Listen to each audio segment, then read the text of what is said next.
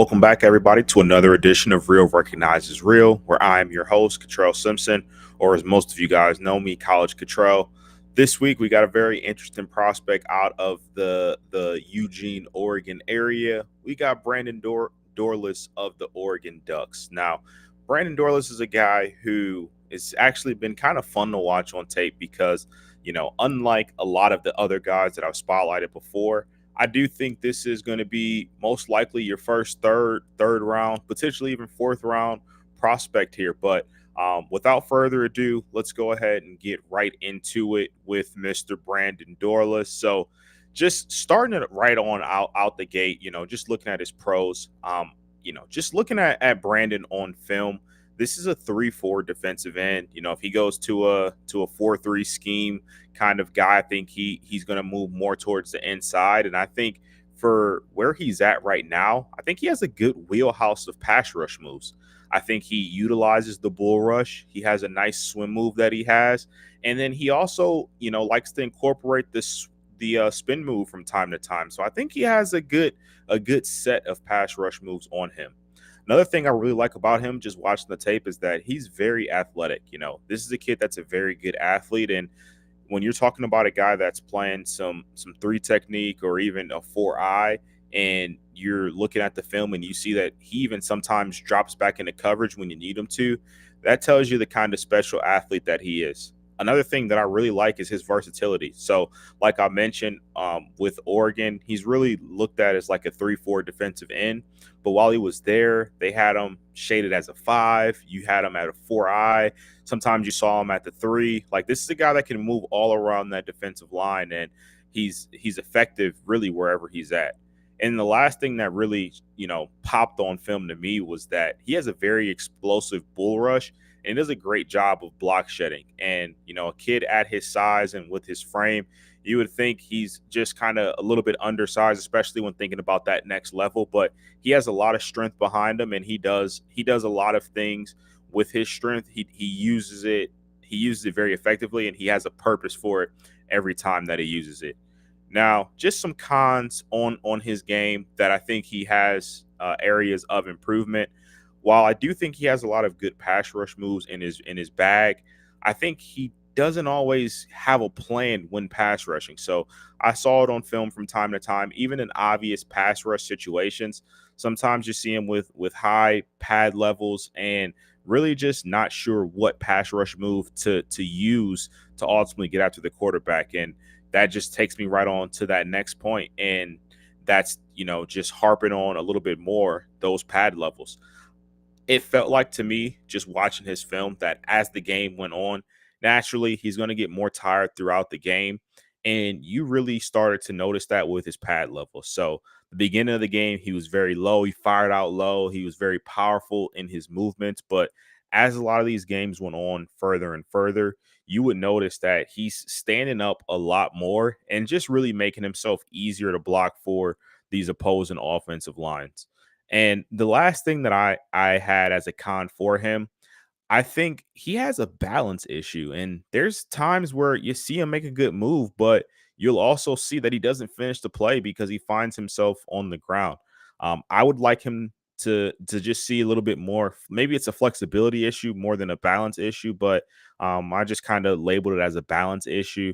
I think he can work on that, just work on the flexibility, bending the hoop, things like that, like working at that next level. And I think he's going to be a, really good prospect. And just moving on to the player comparison, I had to go back a little bit for this one. I don't know if there's anybody specifically in the league right now that he reminds me of. I would say Justin Matabuke from the Baltimore Ravens, but he's not as polished as a pass rusher quite yet. So ultimately, I went with Sheldon Richardson. I know it's been a while since we saw him play in college. Been about 12 years since he was at Mizzou, but just really seeing how Sheldon Richardson adapted into the NFL game and just comparing their heights here. So you got Brandon at 6'3", Sheldon Richardson was like 6'2.5". They're about 10 pounds apart. Verticals are pretty close. And then just looking at that 40 time, that really is just showing you that Brandon's a more athletic version of what Sheldon Richardson is. And I think, especially with the way that today's game goes now, that speed is definitely going to play a big factor in Brandon having some more success. So I think Sheldon Richardson is a good player comp for him. I think he can work on those pass rush moves and ultimately be a guy that's flirting with a Pro Bowl here or there, or just being a really good starter, for a really long time in the NFL. But with all of that said, we're going to go ahead and get right into some game footage, and we'll start with Oregon versus Colorado. Now, I know a lot of you are probably already thinking, and that's, Colorado's offensive line absolutely stunk. So, of course, you probably had a good game against them. Well, yeah, I mean, that's the case. But I still want to get into the film, break down, why he had success, maybe areas of improvement as well. And we're going to start here in the first quarter. And it's actually going to be a downside. So you'll see Brandon lined up here on the end, going up against Colorado's left tackle. And this is an example of what I feel like is a spot where he really just has no pass rush plan here. So you would think he knows he gets to get after the quarterback here. There's no move. You got high pad levels. There's no swim. There's nothing like that, and he's just trying to brute strength get through that offensive tackle. So we'll see it here from the end zone view. There's absolutely no moves. There's no rip. There's no spin. There's absolutely nothing there. At the next level, you absolutely have to have a plan, especially when they put you on the outside to go and get after the quarterback and ultimately make the quarterback's life hell and making him rush a decision that he's not ready to make. Now we'll move forward in this game, and again, this is just showing off the versatility as well. You just saw him play off the edge. Now you see him playing as a three technique here. So you got Brandon right there. That is an impeccable push-pull move from him. So you get a better view of it here. He's one-on-one with Colorado's left guard. You see him engage here, push, pull, gets right after Shador, and ultimately gets the sack. That's what I like seeing. I'll rewind it back a little bit more just to really show you what that looks like. Look at the excuse me. Look at how aggressive and how immediately he knew exactly what he wanted to do. He grabbed a hold of him with the left hand. He knew that the guard was off balance, and he knew this would be a time if he yanked and pulled him, he was going to be able to get by. That is great work from you there, Brandon Dorlus. And I think that play shows just the potential that you have at that next level, just with a little bit more development. Now we're going to move on later in this game, and this game in itself is kind of short just because Oregon did dominate this game, and so they really didn't have many possessions where in the second half where their starters were playing on defense. But this is a spot where I think Brandon can work on his pad level. So it is later on in the game, and I do think fatigue is starting to set in a little bit more here. But so you'll see it here. He's right here matched up against the guard. Actually against the center, excuse me. And it just feels like he kind of took the play off, didn't really care much. And I know the play ultimately, resulted in a sack, but that's bad effort. I know fatigue plays a part, but I need you to take advantage of your one-on-one matchups there. And ultimately, I think he could do a better job at that. Now, we just got a couple more plays in this game. Like I said before, this Colorado game was kind of a snooze fest in terms of highlights for Brandon, but I do think you did see some good stuff there. Now, go to the 8:41 mark here. Again, lined up as a three technique right over there, their left guard here. And this is going to be another example of him utilizing that push-pull technique. Seems like this is one of his staples. So you'll see it here. Grab, pull away. And I know this didn't result in anything. I mean, it was an incompletion, but look at it from the end zone view here. He knows that this guard, he must have seen something on film or just kind of felt it throughout the game that this guard has a balance issue. And so he fires off, engages, pulls, gets by, and really has a free shot at Shador there, but Shador gets the ball off, but it ultimately leads to an incompletion. I love that. I love that there. And I know that's not a play that's going to show up in the stat sheet, but that is something that you can build on, and that's going to take you places at that next level. Now we'll just move on here to one of the last plays that we'll actually see from this game here. Um, Again, got him lined up as a D tackle here, and you'll see another move from him. The arm over move there. I know it's really tough to see from the wide view like that, but we'll take a look at it here from more on the inside. So you got Dorlus on the inside there, right here lined up, and he actually gets double teamed. So this right guard, he's just punching with the left hand. I think he's going to go look for some more work here, but look how Brandon navigates this and puts together a good pass rush move to make Shador uncomfortable. Love the arm over. You get yourself right in the face of Shador. It's ultimately an incompletion because Shador couldn't put enough on that pass to get it to his receiver there. That is excellent work from you, Brandon Dorlus. Now, that is all from the Colorado game. We're going to go ahead and move on to the Washington game next here. And for those of you that remember, that game was quite a doozy. So we got more plays from that one than we did with this past Colorado game, and I I loved breaking this one down because there were so many good players. Of course, I was focused on Brandon, but looking at Rome and looking at Michael Penix, like this was a fun game to go back and rewatch through the film. But we are going to go to the 109 mark, and you'll see here he's lined up at a 4-eye technique. So he's outside of the right guard, shaded outside of him, but he's not quite fully on the edge there. So we got him in the 4-eye. And this is just going to be another example of him using a good pass rush move to ultimately get after the quarterback. So I love the dip and rip there. You make the quarterback throw it before he wants to, and it results in an incompletion. So again, the end zone view does the play a lot more justice, but you get Dorlus lined up right here over this right guard. He gets that one-on-one matchup. It's a bull rush at first, but then he sets it up and he gets the dip and the rip, gets underneath him and gets right in the pocket of Michael Penix's throw. And you see he really affected that because that ball had no chance to get into the receiver. So great job there from you, Brand. Now we'll move on here just a little bit later in this game, and I want to show you guys another example of him being able to block shed and actually take care of business in the run game. So we'll go to the 441 mark here. Now you see he's lined up this time as a true 3 technique right over that left guard, and he gets the handoff. Immediate dip move. So he dips right under this guard. He knows what's happening here. What's happening here? He sees that it's a run play and it's going right at him. He goes there, makes the play. It's a really short gain there. Now let's look at it again from the end zone view. You'll see Brandon immediately crosses the guard's face, gets there, makes the tackle.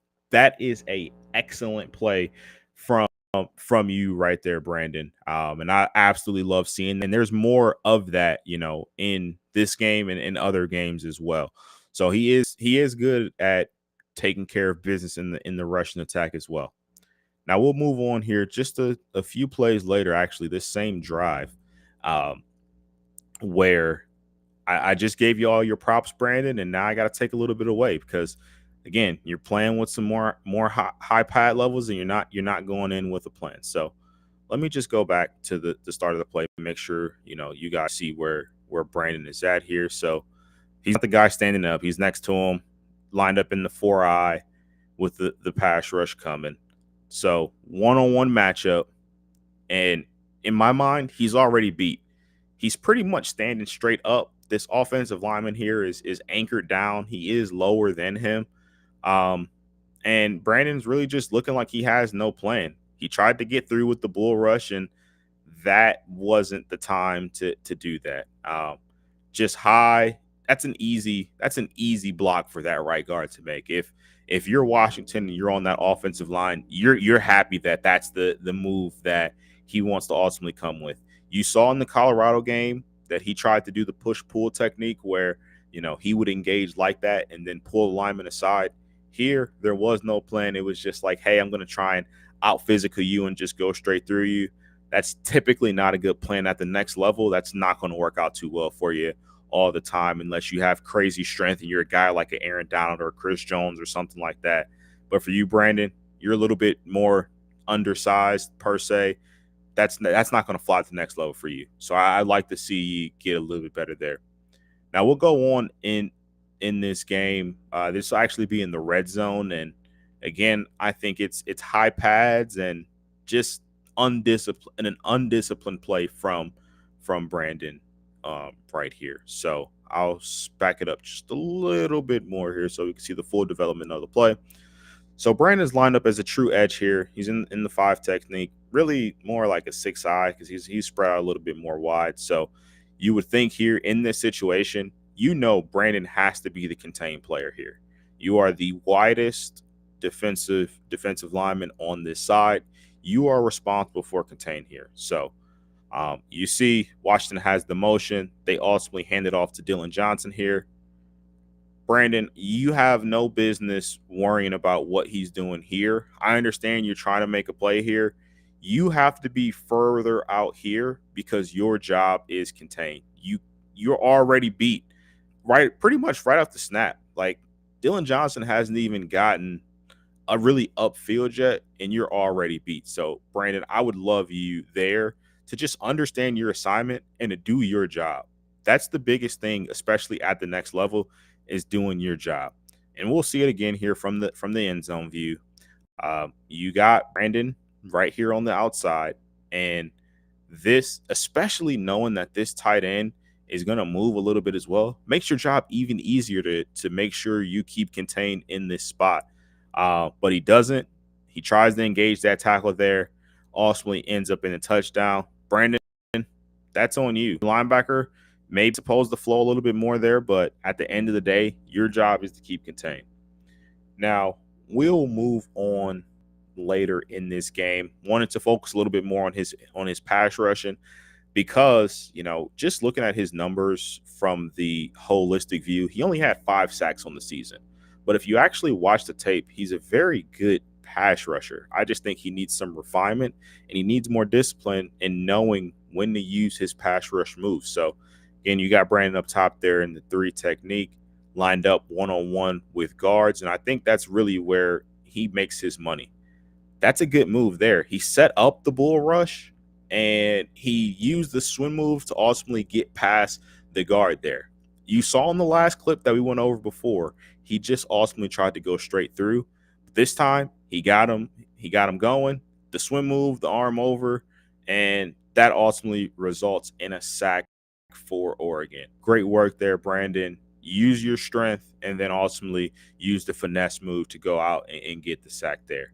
Now, the very next play, you give me another good pass rush move. So you see him lined up again there, spin move. But that is what I'm talking about, though, with the balance. While it's a great play, if he keeps his feet there, and I know it ended in a interception for that Oregon team, but we're not celebrating the result of the play. We're strictly just looking at Brandon here. So you see, he sets up the guard with a great move. Spin move gets right by him, but then just loses his footing and is ultimately laid on in that. So, Brandon, I love the move there. Let's just work on that balance there and work on finishing the play. But it ultimately resulted in an interception. So I'm sure he was happy with the outcome of that play in general. Now, we just got a few more plays in this game. We're going to move on second half in this one. Looks like the 17:07 mark where this would be another example of when you see some more high pads out of him. So lined up in the 4-eye over on this side this time around, and off the snap right away, I mean, he's pretty much standing straight up. And it feels like already he has this guy beat. I would like to see Brandon use this left arm here and just rip and go right underneath the left arm of this guard and force either a holding call or get all the way through and make a play there. But you'll see as it goes on, the guard is in great position. He anchors down, gives him a good push, and Brandon really never had a chance to make a play on this play. So you'll see it here from the end zone view. He swipes, tries to go straight through him, never even attempts to move. And Brandon, I would love to see you utilize what you have in your wheelhouse. You have all these tools. Don't think you need to use your hands all the time to make a play there. So don't just rely on strength. Work on using those moves and having a plan going into pass rush situations. Now we'll go to the second to last play here where he shows you the tools in the toolbox. So you will see it on display here. Let's see.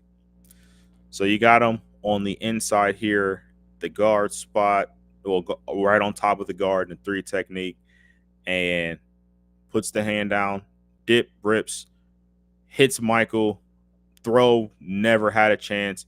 But that's a lot in part of how quickly he got back there. Throw him to the side, get the hit on Michael, and the ball's immediately thrown out of bounds. That's great work by you there, Brandon.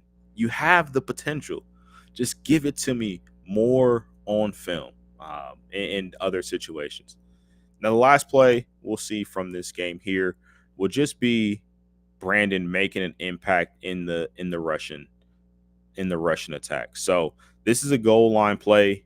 You know, as a Washington, as this game is unfolded and just knowing where they're at, knowing that Washington was regarded as the best offensive line in the nation, you kind of have an idea that they're going to most likely run straight at you and say, hey, our guys are better than you, and we're ultimately going to try and score. So Brandon knows that in the back of his mind, and what does he do? So they run this action there, and they try to block him with the tight end, which is absolutely stupid to begin with. But he defeats the tight end pretty much right away, gets the penetration, and he goes out, and he's a part of this mob that makes the play there. So you'll see it again here. He's lined up in a 4-eye right over the top of this left tackle here, and they try and reach him with the tackle. That's damn near impossible for offensive linemen, let alone a tackle.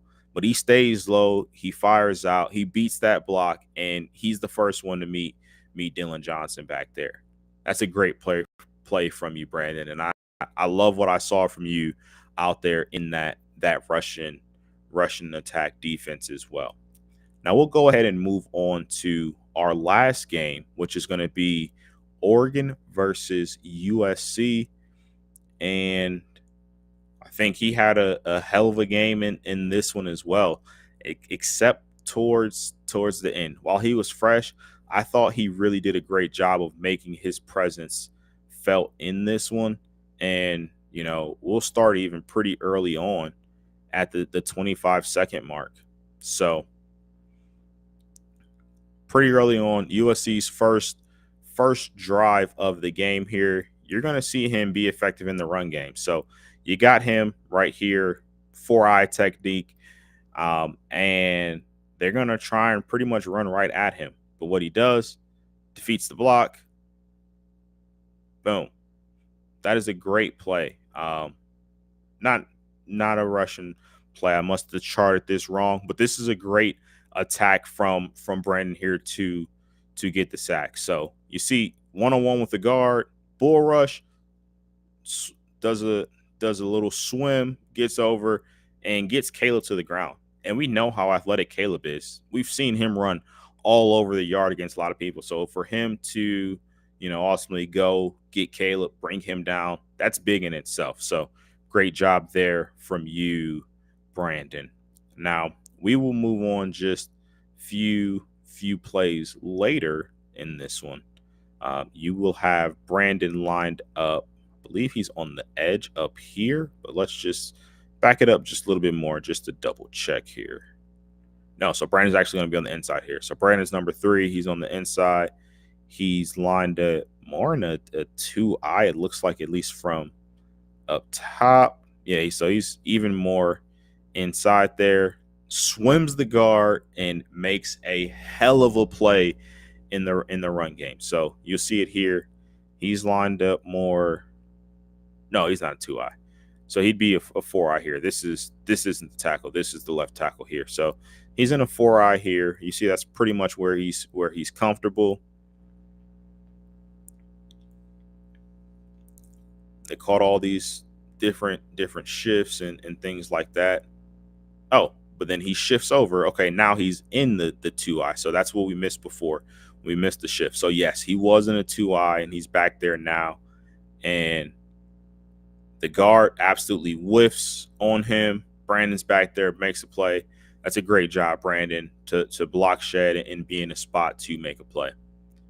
Now, moving on, let's show off a little bit more of that pass rush bag that I know you have. So you'll see Brandon lined up here on the defensive line. And what I noticed as well that I do want to point out is that Brandon, I feel like, is more comfortable pass rushing against guards or even centers than what he is operating against those tackles. I don't know what it is about being, in more space, things like that, or those tackles are just better athlete than what a lot of the guards are. You can just tell on film that he's more comfortable when he's one-on-one with the guard as opposed to one-on-one with the tackle. So I'm sure whatever team is looking to draft him, they're already going to make note of that as well. And so even when he's at that next level, I want you guys to make note of that and seeing where he has his success as well. But this play in itself here, you see where he's lined up, and they get him with the double team originally. He stays after the quarterback, ultimately goes with a swim move to beat the tackle on the switch. Now we'll see it from the end zone view here. So he does a good job of setting it up. And I know it's tough, especially when you are getting double teamed, even if it's for a quick second. It can throw off your timing and things like that. But what he does here, he gets that outside leverage. And right now he has that left arm already on this right tackle's right arm here. So literally all you have to do is throw that right arm over that shoulder here, and you got him beat. And that's exactly what he does there. Does the rip instead of throwing the arm over, gets the sack there. That's another great play from you, Mr. Dorlus. Now, we just have a few plays left in this one. We're going to move ahead a little bit in this game, going over to the 9:28 mark. So this play here will be just another example of another pass rush move. He was putting them all on display here against this USC team. So in this situation, lined up in the 2-eye, a little bit more inside this go around, and he gives this guard the business. He goes upfield originally and then cuts it back, more towards the center of the field. Ultimately makes Caleb bounce it and gets him uncomfortable, and it leads to a sack for the Oregon team. Now let's look at it from the end zone view. And again, these aren't numbers that are showing up for Brandon in this department because he's not finishing the play. But look at this. This is great. He's setting up what he wants to do. So goes immediately outside, dips and rips, goes underneath. And, I would like to see him get the sack there, but this is Caleb we're talking about here. And so you wait and get all your friends to gather around you and make the play, and you're good to go. So great work there from you, Brandon. Now, going to show you another example. I feel like I'm beating a dead horse here, but we'll show you another example of some more pass rush moves for Brandon. And this USC game is another example of Oregon really moving him all around the field. You've seen him in 4-eyes. You've seen him have success in the 2-eye. You've seen him have success at the 5 on the edge. And in this time around, he's in the 2-eye, and looks like he's going to be one-on-one with a guard, swims him, gets through there. And I know, again, he doesn't make the play here, and this isn't going to show up in the stat sheet, but this is just showing you what he has in his wheelhouse. Look at that. He immediately beats this guard with the pass rush move. And I know the guard's behind him. He even grabs a hold of his waist there. I don't know if the refs actually ended up calling that holding, but that is what's going to make you your money at the next level. You need to do that more often and do that with a purpose. Now, just got a couple more plays in this one, and then we'll go ahead and wrap up. Now, as much praise as we've given you all game, Brandon, you've done a great job throughout the game. It felt like fatigue was starting to set in as we went deeper in this one. So we will go ahead in this game. You got him in the 4-eye technique here, and another example of having poor pad levels and just really not pass rushing with a plan here. So right off the snap, I mean, he's standing straight up. There's no doubt in my mind that he's standing straight up. He's 6'3". He's all of 6'3" right here. When you're pass rushing, I'd like you to be 5'10", maybe 5'11". You know, get them pads down. I know it's later. You're sucking a little bit more wind, but I mean, that's piss poor effort from you, Brendan. You can't do that, especially coming into the league as a young player and, you know, really trying to find your way. Look at it here from the end zone view. I mean, the pass set from the guard wasn't even that impressive. There was nothing. He didn't do anything fancy. I think some of you guys watching this would have been able to block Brandon on this play. Just something that I saw on film that I saw it more and more often than I would like to. So definitely wanted to make note of that and make sure everybody was seeing that as well.